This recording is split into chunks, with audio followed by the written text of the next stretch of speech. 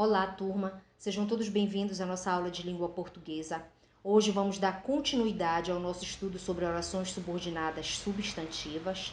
Lembrando que as orações subordinadas são aquelas orações que estão dentro de um período composto por subordinação e que exercem dependência sintática uma em relação à outra. E elas são substantivas sempre que elas exercerem a função de substantivos. Então, nós já falamos sobre as subjetivas, que são aquelas que exercem a função de sujeito, as objetivas diretas, que são as que exercem a função de objeto direto, e as objetivas indiretas, que são as quais exercem a função de objeto indireto.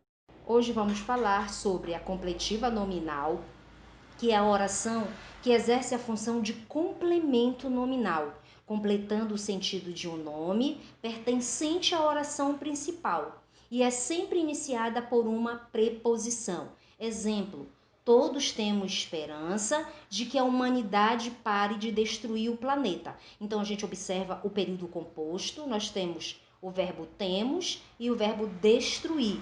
Então, a nossa primeira oração é: todos temos esperança, e a segunda, de que a humanidade pare de destruir o planeta. A primeira seria a nossa oração principal, e a segunda, a nossa oração subordinada substantiva, porque ela está introduzida pela conjunção integrante que.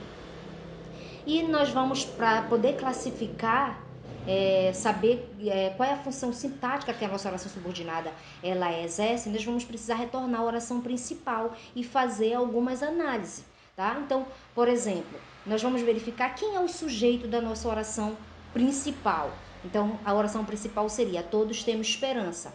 Todos seria o sujeito. Logo, a oração subordinada não exerce a função de sujeito. Então, nós vamos avaliar o verbo. Quando eu digo todos temos o quê? Esperança. Então, a gente observa que o complemento do verbo temos seria esperança, que é um nome. Porém, quando a gente diz todos temos esperança, quem tem esperança em alguma coisa ou de alguma coisa, tá certo? Então a gente observa que o nome esperança, ele precisa de um complemento, tá? E o complemento dele é de que a humanidade pare de destruir o planeta, que seria a nossa oração subordinada. Então, essa oração subordinada, ela é complemento nominal do nome que pertence à oração principal, que seria esperança. Logo, essa oração ela é classificada como completiva nominal. Próximo exemplo: sinto necessidade de que você me deixe descansar um pouco. A gente divide o período, então sinto necessidade é a nossa oração principal, a subordinada seria que você me deixe descansar um pouco. Os verbos sinto e deixe descansar, que seria uma locução. E a gente volta para a nossa oração principal, porque tudo parte dela. Então, o primeiro passo é identificar o sujeito da minha oração principal. E nós vamos observar que o sujeito ele está oculto, ele está desinicial, tá? Quando eu digo sinto necessidade, quem sente é eu. Então, o sujeito seria eu. Então, a oração subordinada não é sujeito. Vamos analisar o verbo, que é o verbo sentir. Quem sente, sente algo. Sente o quê? Necessidade. Então, a gente observa que o complemento do verbo, ele está na oração principal, tá certo? E este complemento, ele é um nome. Este complemento verbal, ele é constituído por um nome. E este nome, a gente vai observar que ele vai requerer um complemento, porque quem tem necessidade de alguma coisa. Então, tem necessidade de quê? De que você me deixe descansar um pouco. Então, a nossa oração subordinada, substantiva, ela funciona como complemento do nome existente, pertencente à oração principal. Logo, essa oração ela é classificada como completiva nominal. Certo? Agora nós vamos falar das predicativas, tá? As predicativas são aquelas orações que elas exercem a função de predicativo do sujeito, do verbo da oração principal. E geralmente, né, ela vai aparecer sempre depois do verbo ser, que é um verbo bastante utilizado, porque esse verbo, ele é comum, esse verbo funcionar como verbo de ligação, certo? Então, nós temos lá o nosso exemplo. O bom é que ela sempre foi comportada. Nós vamos observar que o bom seria a nossa oração principal, que ela sempre foi bem comportada, a nossa oração subordinada. Nós retornamos para a oração principal, o verbo seria o verbo ser, e da subordinada, foi. Então, a gente vai observar que o bom é o sujeito da oração, tá certo? E a gente observa que esta oração, ela aparece, o sujeito, logo após o sujeito, a gente observa o verbo ser, que é o verbo de ligação.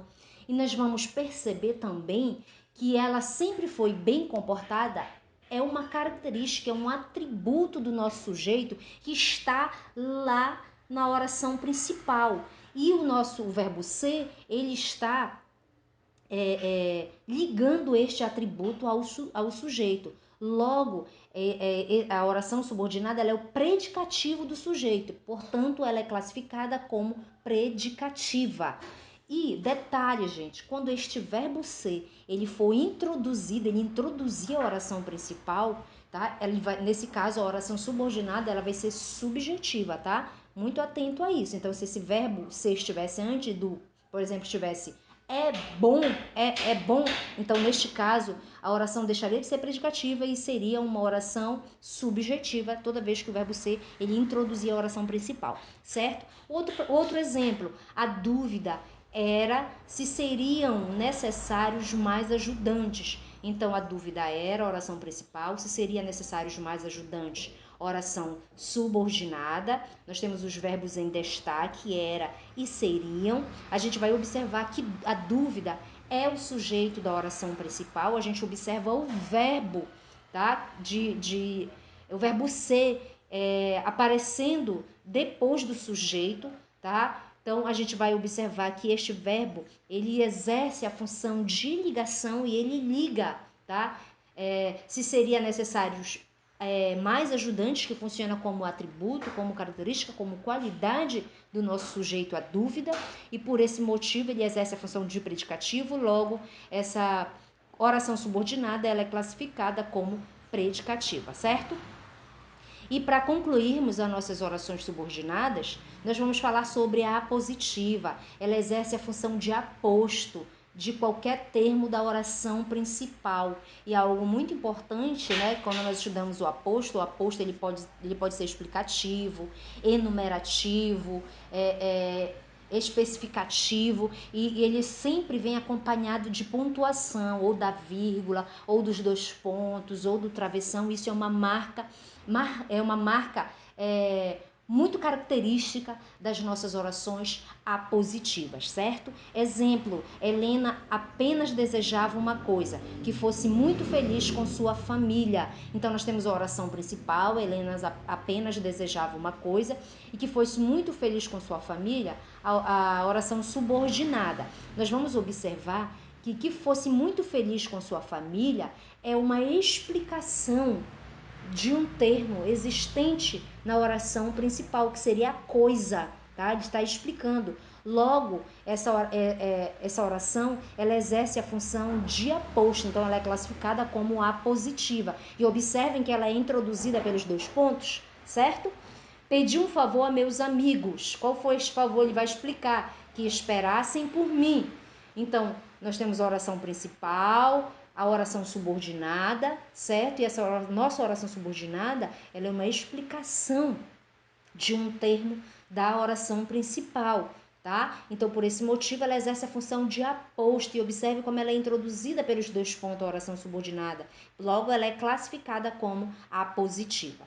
Bom, todos esses exemplos que nós analisamos, a gente viu que as orações subordinadas substantivas elas podem ser desenvolvidas ou elas podem ser reduzidas, tá certo? As orações que nós acabamos de ver acima, elas são orações desenvolvidas. Por quê?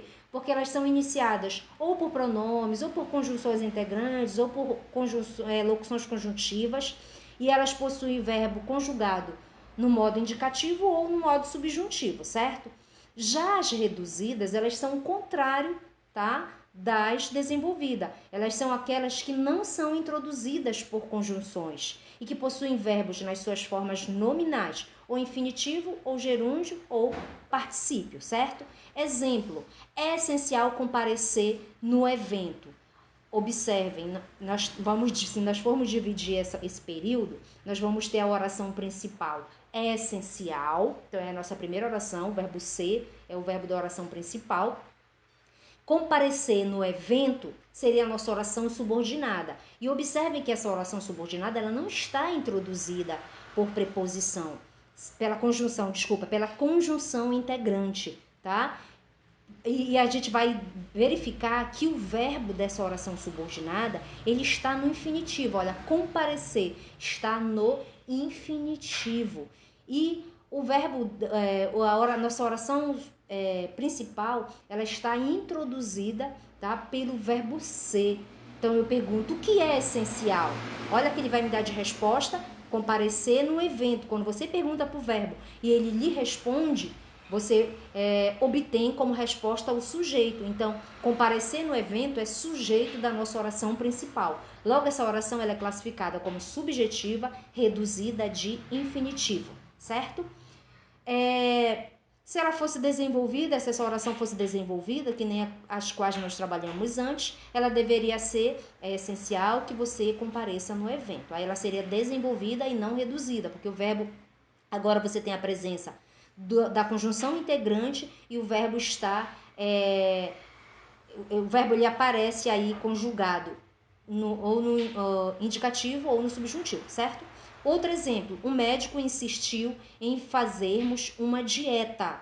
A gente vai observar a oração principal, o médico insistiu em fazermos uma dieta. Seria a oração subordinada. Como essa oração ela exerce a função sintática de objeto indireto do verbo da oração principal, então ela é classificada como objetiva indireta.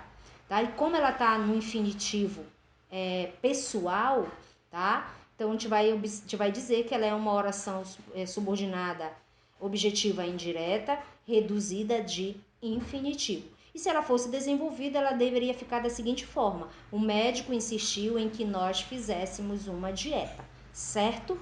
Muito obrigada, espero que tenham gostado deste assunto e a gente se vê na próxima. Tchau!